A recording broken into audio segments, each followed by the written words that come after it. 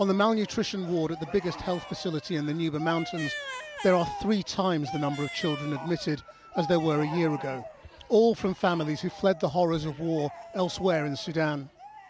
If it's red, it's severe acute malnutrition. Yellow is moderate acute malnutrition. Green is you're okay.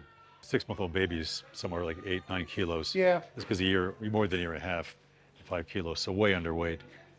Malas was admitted 2 weeks ago and has been on emergency feeding since. Her mother fled the fighting in Khartoum with nothing and has had no money to buy food. أنا كان خليت من الوتزورة كان خالي بكام وشيرين ذات وتم تقعد 4 يوم 5 يوم مثل الوجبة ما تلقاهم. Dr. Tom, as he's known, has been running this hospital for 17 years and is one of just 3 permanent doctors in a region housing nearly 4 million people. This is by far the worst it's been in all the time I've been here. Even through, we had terrible civil war here for 5-6 years, worse than that time then in terms of food insecurity. We got tremendous needs here, and we don't have big organizations coming to help. I mean, it's neglected. So everybody knows about Ukraine, everybody knows about Gaza, everybody knows about these other areas that are in conflict. This place is unknown. It's kind of a very quiet famine. The hospital has had to start rationing the emergency paste called plum peanuts they give to starving children. New supplies aren't due until April. 2 regions of the Nuba Mountains have already been declared in famine by the international body that defines it. It's the dry season now, and famine is expected to grow in the coming months as food harvested late last year runs out. The 1 million or so displaced people came here because it's a relatively safe haven, away from the civil war raging in the rest of Sudan between the government and the RSF militia. But in the Al-Hilu camp, the new arrivals have nothing. No food stores, no money to buy it, and almost no aid coming in from outside. Zara's children are painfully malnourished. The distended belly, a misleading and urgent symptom. For the last 3 months, they've been living on 1 bowl of porridge a day. Their desperate hand-to-mouth existence, typical here, as is the terrifying ordeal they escaped when their home was attacked by the RSF. يلا لما نقتلوا الجماعة دي لأن ذات ما قعدنا قال لنا انتوا كان قعدتوا نحن بنقتلوكم يلا نحن قمنا جرينا ما انتظرناهم تاني جرينا بكرة عنا مشينا. How did the RSF treat the women? What do they do to them? بقول لك بس انت ما تبكي لزول كان بكيت نحن بنقتلوك نحن ذات ما قعدنا عشان ننتظروك. These children are literally starving, and it's very obvious to see with the naked eye. They are very, very fragile.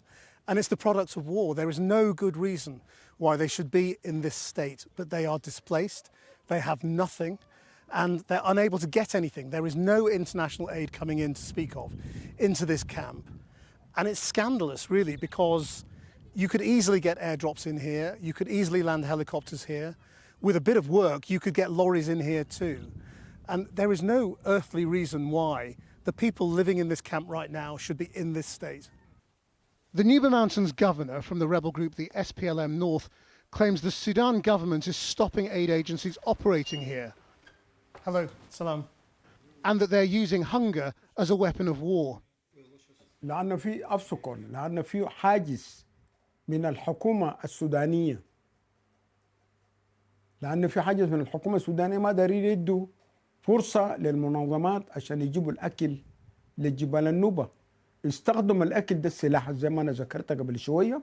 بيستخدموا الأكل عبارة عن سلاح ضد النوبة عشان النوبة يموتوا بالمجاعة وده السبب اللي جاب المجاعة هسه. The Sudan government categorically denies there is any famine here, but aid agencies must tread carefully. More than a dozen have been expelled in the past and have struggled to get back in. The unexploded bombs dating back to 2016 can still be found in the Nuba Mountains and are a reminder that if the fighting in the rest of Sudan subsides, the humanitarian emergency could become much worse with the return of war. And you can see more of that journey in Sudan in the new series of Unreported World. Our full report on the humanitarian crisis will be here on Channel 4 on March the 14th. If you have trouble reading the subtitles in tonight's report, there will be a dubbed version on our website shortly. Well, earlier I spoke to Jean-Baptiste Galopin from Human Rights Watch, who's worked on Sudanese political and security issues since 2010. He and his team were recently in the Nuba Mountains, and I began by asking him to give his assessment of the situation there. The situation from a humanitarian perspective was dire. People were starving to death where we were there. There was in particular one child who was the son of someone we interviewed who died the day after the interview when we attended the funeral. And it was very striking to us how, everyone there was very thin, whether, children or adults. And the people told us how after fleeing attacks by the rapid support forces, they had to live in the bush for weeks or months. And this is not the result of some unfortunate climate event. It's a result of actions by the warring parties in Sudan. From a human rights perspective, it's also dire with large-scale attacks against communities occurring across Sudan.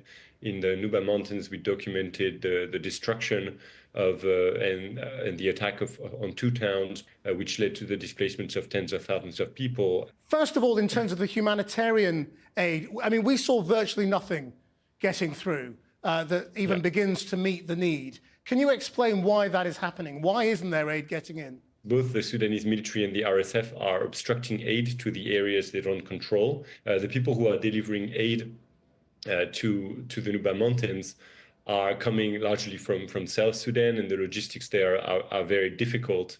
There are other layers to the problem. One is that there is a huge dearth of funding for the Sudan response in contrast with what we can see with other crises. And the last point, I think, is also some decisions by the UN in particular to really center their operations in Port Sudan, which is controlled by the SAF, and which has made the operations of the UN really dependent on access routes from very far away. We also heard some pretty terrible human rights allegations about the behavior, particularly of the rapid support forces. What have you documented?